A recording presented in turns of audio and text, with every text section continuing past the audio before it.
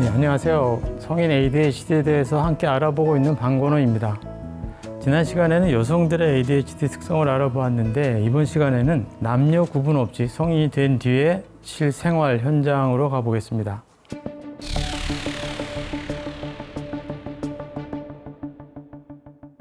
먼저 학교 생활을 볼 텐데요. 의외로 국내나 또 해외 명문대학에 입학하고 기숙사에 가 있는 학생들 중에 ADHD로 첫 진단을 받는 경우들이 종종 있습니다. 그러니까 실제로 고등학교를 지방에서 마치고 또 소위 이제 스카이 대학에 입학한 학생이 있었는데, 그러니까 1학년을 마치고 F학점이 너무 많이 나와서 아들을 데리고 이제 부모님이 진료받으러 오셨습니다. 그러니까 지방에서 과학고를 다녔는데 그때는 뭐 월반도 하고 그래서 2년 만에 졸업을 할 정도로 수재였는데 대학 가서 기숙사 생활하더니 이게 무슨 날벼락이냐라고 걱정을 하십니다. 근데 원래 이야기를 들어보니까 아이가 굉장히 올빼미형이라서 중고등학교 다닐 때는 이제 어머니가 아침마다 이제 아이를 깨우고 전쟁을 치르면서 또 차에 태워서 학교까지 데려다 주셨다고 하고요. 게임이나 이제 유튜브를 사실 많이 통제를 하셨고, 뭐 대학 가면은 맘대로 해라 이렇게 이제 다루기도 했고, 뒤에서 엄마들이 이렇게 열심히 관리를 해 주시면서 고등학교까지는 잘 졸업을 하는데, 이제 대학을 가거나 직장 생활을 시작하면 스스로 관리하는 게 잘 안 돼서 병원을 찾아오는 경우들이 꽤 있습니다. 외래에서 보면 아이들한테 ADHD가 있는 거를 부모님들이 이제 인정을 하고 나면 그 다음에 걱정은 그러면 우리 애는 커서 어떤 직업을 갖는 게 좋을까라고 질문합니다. 저도 사실은 굉장히 많이 궁금합니다. 그래서 제가 한 10년 넘게 저희 학생들하고 동료들하고 우리가 이제 흔히 알만한 위인이나 유명인들 중에 ADHD 가능성이 있는 사람을 찾아내는 연구를 하고 논문도 쓰기도 했는데, 물론 이제 그분들이 정신과 전문의한테 가서 ADHD 진단을 받고 치료를 받고 한 건 아닙니다만, 이제 그분들의 자서전이나 어떤 역사책이나 유튜브라든가 요즘에 이제 SNS 같은 걸 보고 분석을 했는데, 그러니까 예를 들면 대상이 된 인물들 중에는 뭐 요즘에 이제 많이 얘기되고 있는 레오나르도 다빈치, 뭐 체 게바라, 또 심지어 이제 전직 미국 대통령들도 몇 분 있고, 또 우리나라 분도 몇 분 있습니다. 그러니까 최종적으로 80분 정도를 분석을 했었는데, 그분들의 직업이 한 45%는 문화예술계에서 성공한 분들입니다. 뭐 화가라든가 작가라든가 음악가, 작곡가, 뭐 영화배우나 감독. 그리고 약 4분의 1 정도는 뭐 굉장히 굵직굵직한 분들인데 대통령, 뭐 장관, 아까 그 이제 윈스턴 처칠 같이 총리도 있었고요. 요즘에 이제 프로 운동 선수나 뭐 발레리나 같은 체육계 인사들도 한 10% 정도 있었고, 또 엄청난 그 업적을 이룬 뭐 테슬라 같은 그런 과학자 같은 인물들도 한 10% 있습니다.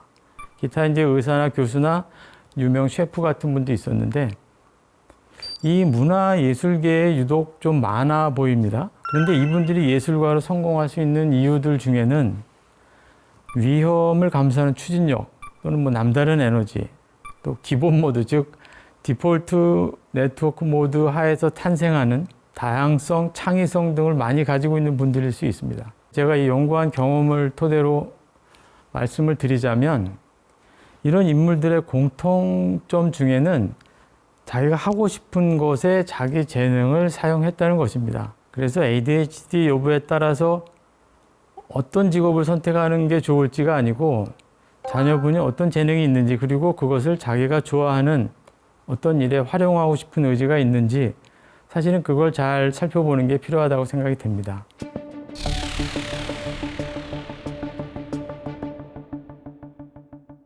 다음으로 이제 군대로 좀 넘어가 보겠습니다. 우리나라 상황은 사실은 굉장히 독특하죠. 그래서 인구 절반인 남성들이 성인이 되면 군대라는 관문을 거치게 되는데, ADHD로 치료받는 아들이 있는 어머니들은 걱정이 많죠. 우리 애가 ADHD 때문에 좀 욱하는 성질이 좀 있어서 혹시 군대 가면 사고 칠 것 같다. 그래서 우리 애가 문제가 아니라 이제 다른 사람들한테 해를 줄까 봐 그렇다. 군대를 안 가게 할 수 없느냐. 미국에는 이런 ADHD 군대 문제에 대한 논문들이 우리보다 좀 많이 있습니다. 하지만 이제 미국 같은 경우는 모병제고 또 군대라는 게 좋은 직장이기 때문에 사실은 우리하고는 다르죠. 근데 미군에 입대하는 기준에 ADHD에 대한 내용이 있는데, 기준에 보면 ADHD 진단을 받은 적이 있고 치료받은 적이 있다고 해도 입대하기 24개월 전 동안에 약물 치료 없이 생활이 가능했다면 지원이 가능합니다. 체계라든가 어떤 조직화된 그런 시스템들이 ADHD가 있는 사람한테 도움이 될 수도 있고, 또 규칙적으로 군인들은 계속 체력 단련을 진행하기 때문에 그런 것들이 ADHD 증상 조절에 유익하다는 자료도 있습니다. 제가 일하는 경희대학병원에서 이제 성인이 된 다음에 처음 ADHD 진단을 받은 남성들을 대상으로 군대 경력을 조사해 본 적이 있었는데, 그러니까 현역으로 만기 제대한 사람들이 그렇지 않았던 ADHD에 비해서 지능이 높고 공존장애가 적었습니다. 즉 ADHD 자체가 문제가 되기보다는 뭐 우울증이라든가 성격장애라든가 다른 정신과 문제가 겹쳐 있는 경우에 군 생활에 문제가 되었습니다. 아까 이제 군대 안 갈 수 있는 방법이 있느냐라고 물어보시는 어머님들한테 사실 이렇게 말씀드립니다. 아드님을 믿으세요. 왜냐하면 저희가 이제 그 아이들을 대개 10년 이상 같이 보다가 이제 군대 갈 때가 되는데요. 아니, 어머니가 이렇게 어른이 될 때까지 잘 길러주셨는데 저희가 볼 때는 군대 가도 잘 해낼 수 있습니다. 믿으세요. 라고 말씀드립니다. 다음에 이제 직장 생활에 대해서 한번 보겠습니다. 고등학교나 대학을 졸업하면 사회인이 되는데 ADHD가 있는 사람의 사회생활은 어떨까 하는 것입니다. 또 하나 같이 좀 생각하시면 좋겠다는 건, 같이 직장에서 일하는 동료가, 내가 ADHD가 아니고 동료가 ADHD가 있다는 걸 알게 될 때 우리가 어떻게 대해주면 좋을까 하는 것도 좀 생각하시면 좋겠습니다. 제가 성인 ADHD에 대해서 강의를 하는 이유 중에는 이 두 가지 질문에 모두 답을 구하고자 하는 것입니다. ADHD가 있는 사람이라면 자기가 어떻게 하면 직장 생활에 잘 적응할 수 있을지 터득을 해야 될 거고, 또 주변에 ADHD 문제가 있는 동료가 있다면 그 사람들을 어떻게 대하는지, 또 어떻게 도움을 줄 수 있을지 생각하는 시간이 되길 바랍니다. 한 사례를 하나 보면은 20대 후반의 여성 직장인인데 대학에서 이제 디자인 전공을 했고요. 굉장히 아이디어가 좋은 사람입니다. 그래서 어떤 학교 다니는 동안도 이제 공모전에서 당선도 하고 해서 졸업하기 전에 이제 큰 기업체에서 스카웃을 했고요. 헌데 한 6개월이 채 못 돼서 사실은 권고사직을 당했습니다. 이분이 그 아이디어도 좋고 업무 능력은 대단히 뛰어난데 이 엉뚱하게 지각이 좀 발목을 잡았습니다. 어릴 때부터 이제 이 친구도 그 올빼미 형이라서 낮에는 골골하는데 해 떨어지면 갑자기 머릿속에서 생각이 막 반짝반짝거리고 아이디어가 꼬리를 물고, 근데 그러다 보면 이제 다음날 아침에 회의가 있어서 일찍 가야 되는데 지각을 하게 되고요. 어쨌든 그 공고사직 후에도 뭐 워낙 오라는 데가 많아서 취업이 잘 됐는데 항상 비슷한 문제로 문제가 생깁니다. 지각하는 버릇은 앞에 사례에서도 그렇지만 뭐 중고등학교 때도 있었고 대학 때도 계속 있었습니다. 그런데 이제 뭐 학교에서도 그렇고 집에서도 많이 관리를 해주니까 넘어갔었는데 이제 직장 생활은 좀 다르죠. 그래서 아무리 능력이 뛰어나도 사회생활은 뭐 다들 아시겠지만 약속을 지켜야죠. 시간도 지켜야 되고. 이제 이 점을 환자도 굉장히 절실히 느끼고 치료를 열심히 받고 있습니다. 지난번에 아마 ADHD의 마음 방황 이야기를 잠깐 했었는데, ADHD가 있는 분들은 특정한 작업을 하는 작업 모드 동안에도 어떤 기본 모드가 자꾸 불필요하게 활발하게 같이 일을 해버려서 창의성이라든가 아이디어라든가 이런 것들은 사실은 기본 모드에서 주로 발생하기 때문에 아마 이 여성분은 기본 모드가 굉장히 활성화된 게 일에 도움은 됩니다. 하지만 뭐 마감을 맞춘다든가 아침에 출근 시간을 지킨다든가 하는 것들은 어떤 작업 모드에 들어가는 거죠. 그래서 기본 모드도 좋지만 사실은 작업 모드하고 분리돼서 서로 일을 할 수 있어야 되는데 이런 것들을 약물 치료를 하면서 많이 개선이 됐고요. 또 이제 생활 습관이나 시간 관리 개선 프로그램들을 병행하면서 점차 나아지고 있습니다. 방금 전에 드렸던 두 번째 질문에 대해서 잠깐 생각하고 넘어갈 텐데요. 나는 아니지만 직장에서 같은 팀에 그런 ADHD 같은 사람이 있다면 어떻게 할까? 또 비슷한 질문으로 내가 ADHD가 있는데 막상 직장에다가 이걸 얘기를 해야 될지, 괜히 이걸 내가 얘기했다가 뭐 인사 고과라든가 이런 데서 좀 손해를 보는 게 아닐까? 그 말하고도 싶지만 굉장히 전전긍긍하고 있는 거죠. 소심해지고 또 위축되기도 하고 누군가 자기 문제를 알아챌까 봐 이렇게 걱정도 하고 신경을 쓰죠. 그런 경우에 이제 막상 눈에 보이는 문제를 누군가 지적하고 또 실수를 하게 되면 더 당황하죠. 물론 이제 직장이라는 게 굉장히 경쟁 사회고 어떻게 보면 좀 삭막하기도 하지만 동료니까 좀 포용하는 여유를 가지고 있으면 어떨까 그런 생각을 해보고요.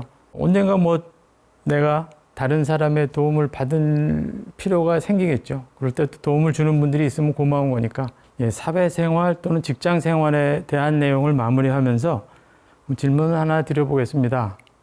사실 지금까지는 ADHD가 있는 사람들이 직장생활에서 굉장히 어려움을 겪는다라고 말씀드렸는데, 그렇다면 ADHD가 없는 사람은 모두 직장생활을 잘한다. 이 답은 여러분이 한번 좀 생각을 해보시기 바랍니다.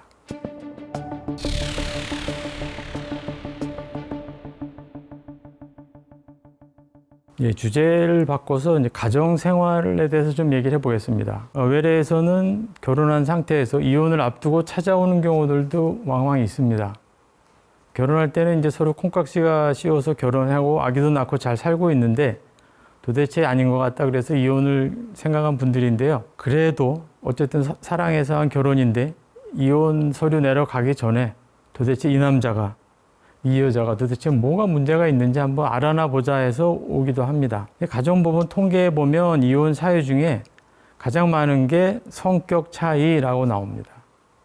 성격 차이가 있어서 이혼하려는 부부 중에 사실은 ADHD가 문제가 있는 경우가 꽤 있다고 봅니다. 어떤 데이터들을 보면 ADHD의 특성 중에 어떤 충동성이나 자기 조절의 어려움이 결국은 배우자나 자녀와의 관계에서 배려나 공감 부족으로 이어진다는 내용들이 많이 있습니다. 예를 들면 청소년들이 사춘기 때 좀 뭔가 이렇게 멋있어 보이기 위해서도 그렇고 위험한 행동을 두려워하지 않죠.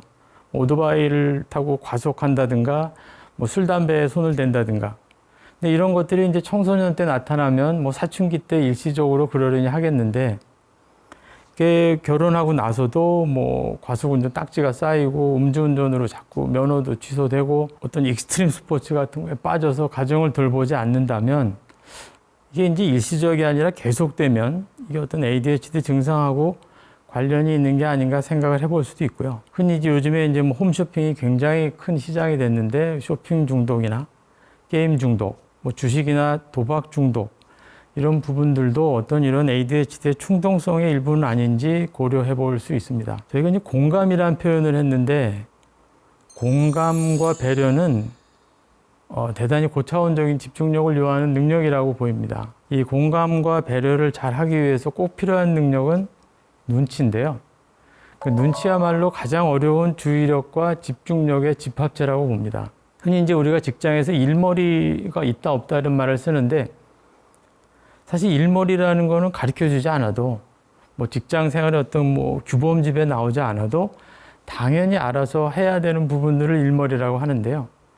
눈치도 비슷하죠. 책으로 배우거나 인강으로 배우는 게 아니고 당연히 살면서 상식적으로 이렇게 알게 되는 것이라서 굉장히 고차원적인 집중력이라고 말씀드렸습니다. 근데 사실은 ADHD가 있는 분들은 이 눈치가 굉장히 어렵습니다. 그러니까 제가 볼 때 이 눈치가 굉장히 고차원적인 집중력이라고 말씀드린 이유가 ADHD한테 집중력 문제 때문에 눈치가 굉장히 부족하기 때문에 드리는 거죠. 그러니까 눈치가 없으면 결국 대인관계에서 은따가 되기도 쉽고 자꾸 이제 그런 일이 반복되면 자존감도 떨어집니다. 부부 사이에 또 부모 자녀 사이에 눈치가 없어도 너무 없다. 그러니까 좀 ADHD를 의심해 볼 수 있는 단서가 될 수도 있습니다. 또 다른 예를 하나 들어보겠습니다. 이 사례는 공감 능력을 평가하는 어떤 설문 문항 중에 하나인데요. 약간 바꿔서 말씀드리겠습니다. 딸이 이제 루나가 수능 모의고사 수학 점수가 발표됐는데 굉장히 성적이 올랐습니다. 그래서 아빠가 퇴근하기를 기다렸다가 자랑하죠. 아빠 나 수학 모의고사에서 전교에서 3등이래. 이제 아버지가 또 쿨하게 말합니다. 그렇지. 근데 1등이 항상 3등보다는 좋은 거 아니냐? 딸은 자기 방으로 콱 문 닫고 들어가서 저녁도 안 먹습니다. 아버지는 왜 딸이 저녁도 굶고 있는 건지 생각을 해보고 있습니다.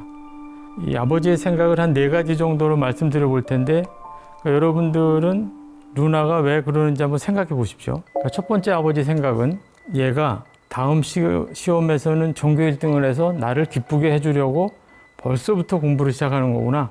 기특하다. 두 번째 생각은 그냥 누나가 내일 학교 숙제가 많아서 빨리 끝내고 좋아하는 유튜브 보려고 저렇게 안 나오는구나. 세 번째 생각은 내가 누나한테 너무 망신을 주고 기분을 나쁘게 해서 화가 난 건가? 또 네 번째 생각은 아빠인 내가 축하해 주지 않아서 누나가 슬퍼하는구나. 자, 여러분들은 특히 이제 아버님 되시는 분들은 딸이 어떤 저런 비슷한 반응을 보였을 때 어떤 생각을 하시고 계실까요? 뭐 정답이 있는 건 아닙니다. 근데 아마도 공감을 잘 하는 아버지라면 3등을 하고 와서 얼굴이 막 활짝 핀 딸한테 대고 야, 1등이 제일 좋은 거지라고 말하지는 않을 것 같습니다. 지금까지 말씀드린 대학생활, 군대, 직장이나 가정, 여기서 생기는 ADHD 관련 문제들이 약을 먹는다라고 다 해결되지는 않겠죠. 전문가의 도움도 필요하고 수많은 시행착오를 거치더라도 어떤 삶의 질을 개선하기 위해서 꼭 개선해야 될 문제들입니다. ADHD가 있는 분들은 본인들이 평생 노력하고 있는데 실패가 반복이 되면서 많이 지쳐 있을 수 있습니다. 또 ADHD가 있는 인물이 내 주변에 있다면 뭐 지적하고 내치기보다는 이해하고 또 보듬어주려는 노력이 필요하다는 생각을 하는 시간이 되었기를 바랍니다. 감사합니다.